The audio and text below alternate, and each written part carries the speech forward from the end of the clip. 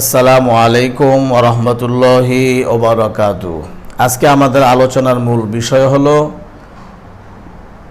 নামাজের জামাতের মধ্যে প্রথম কাতারে নামাজ পড়ার ফজিলত কি, যারা প্রথম কাতারে নামাজ পড়ে এদের উপহার কি, সওয়াব কি।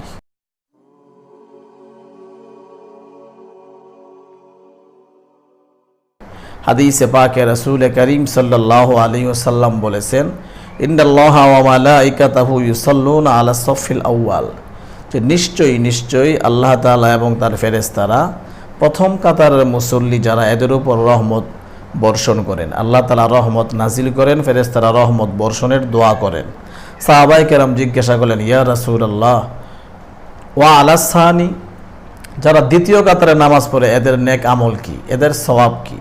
আল্লাহর রাসূল এদের জবাবে বললেন, ক্বালা ইন্নাল্লাহা ওয়া মালাইকাতাহু ইউসাল্লুনা আলা সফিল আউয়াল, যে নিশ্চয়ই আল্লাহ তাআলা প্রথম কাতারে যারা নামাজ পড়ে এদের উপর রহমত বর্ষণ করেন, আর ফেরেশতারা এদের উপর রহমত বর্ষণের জন্য আল্লাহ তাআলার কাছে দোয়া করেন।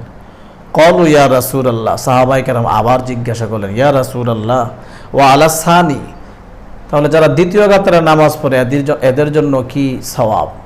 আল্লাহর রাসূল এর জবাবে তৃতীয়বার বললেন, ক্বালা ওয়া আলাস সানি, যারা দ্বিতীয় কাতারে নামাজ পড়ে এদের উপরও আল্লাহ তাআলা রহমত নাজিল করেন এবং ফেরেশতারা রহমত নাজিল করার জন্য এদের উপর আল্লাহ তাআলার কাছে দোয়া করেন। তাহলে আমরা এই হাদিস থেকে বুঝতে পারলাম, প্রথমে যারা প্রথম কাতারে নামাজ পড়বে আল্লাহ তাআলা এদের উপর রহমত নাজিল করেন। এই হাদিসে 3 বার আসছে এদের কথা। ফেরেশতারাও এদের জন্য দোয়া করেন যেন আল্লাহ তাআলা এদের উপর রহমত নাজিল করেন, আর আল্লাহ তাআলাও এদের উপর রহমত নাজিল করেন। 3 বার বলছেন রাসূলে প্রথম কাতারের কথা। 3 বারের পর চতুর্থ নাম্বারে রাসূল করিম সাল্লাল্লাহু আলাইহি ওয়াসাল্লাম বলেছেন, হ্যাঁ, যারা দ্বিতীয় কাতারে নামাজ পড়ে এদের উপরও অনেক সওয়াব রয়েছে। এই কারণে আমরা চেষ্টা করব প্রথম কাতারে নামাজে শরীক হওয়ার জন্য। আল্লাহ পাক রব্বুল আলামিন আমাকে আপনাদেরকে বুঝার, আমল করার তৌফিক দান করুক। আমিন।